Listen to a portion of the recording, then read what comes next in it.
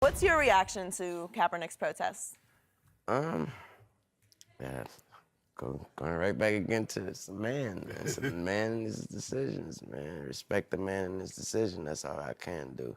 I have no opinion on it because the things that's I'm not into it enough to even give an opinion. So when he did it, I really didn't even know what. Somebody had to tell me why he was doing it. That's how much I didn't know what was going on, and I kind of still don't. So somebody had to explain to me like, "Yo, you kneeling because of the Black Lives Matter thing and because of and all that wave or whatever. That whole wave just went by me too fast for me even try to even give an opinion. So I just was like, oh, okay, that's what's happening." So you're a deep thinker in these issues. So step back from all of it. I know this is a very broad question, but where are we in the United States of America in race relations and what you see from day to day in your life? Skip, they wouldn't want to ask me that. They wouldn't want my answer to represent it because God knows I have been nothing but blessed. My whole path, these 33 years have been nothing but a blessing. I have never, and never is a strong word, I've never dealt with racism, and I'm glad I didn't have to. And I don't know if it's because of my blessings, I don't know if it's, but it is my reality. So I would have to say, not only did I thought it was over, I still believe it's over, but obviously it isn't. So you've never experienced any offensive behavior from any other color or? No, sir. Wow. But You are blessed. But you see what's going on even in your city, New Orleans, with Alton Sterling. Yeah. During Katrina, the Yeah. officers that killed those and ended up in jail. So Yeah. I know you say you're not paying attention to it. Yeah. But you see some Well, of the things I that see what's going on. Right. Yeah. As far as an opinion on what's going on, I mean, of course, we all want somebody to figure out what's going on first and then put a stop to it or try to put a stop to it. Or everybody come together and figure something out, and maybe just coming together is the solution.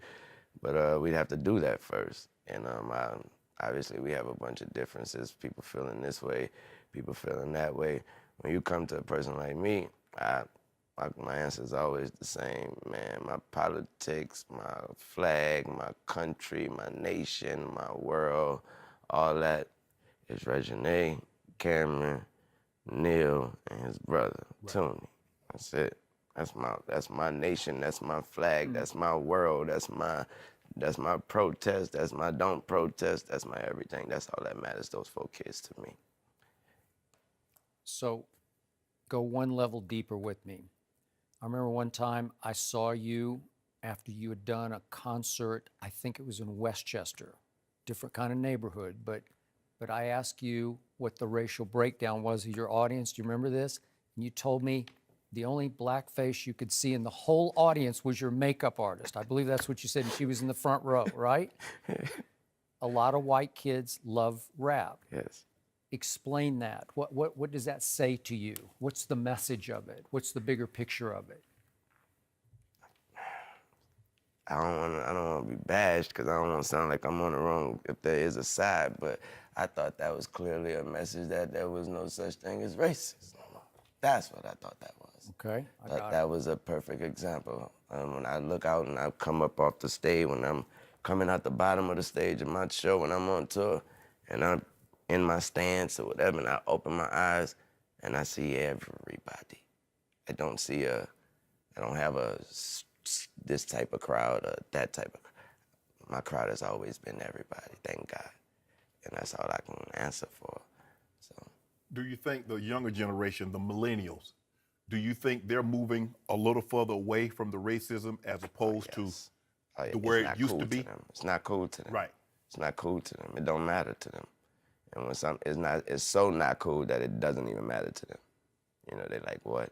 What? You know, they're like, what happened?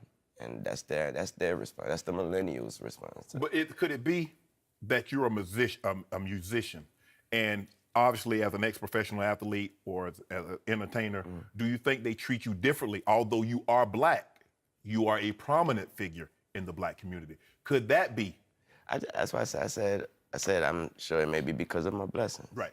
Yeah, I'm sure that's why my path has been different. Right.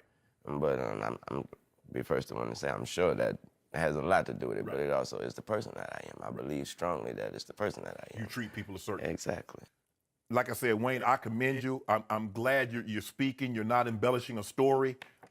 Being from New Orleans, experiencing what you've been able to experience. I remember reading where you say you accidentally shot yourself, but racism is real. He knows it's real, although he hasn't experienced it. With that said, that night, that day Yeah. that I shot myself, the police, I was the only person in the house. Right. Police came through there. They knocked the doors down. I was on the floor. Right. They jumped over. They all hopped over me and went looking for the drugs and looking for this and that. It was a white police that came, ran up there and stopped and said, "What the are y'all doing? Do y'all not see this baby on the floor?" And they said, "We called the ambulance. The ambulance." He said, "Ambulance, he has a hole in his chest." He picked me up. He brought me to the hospital himself. He was white.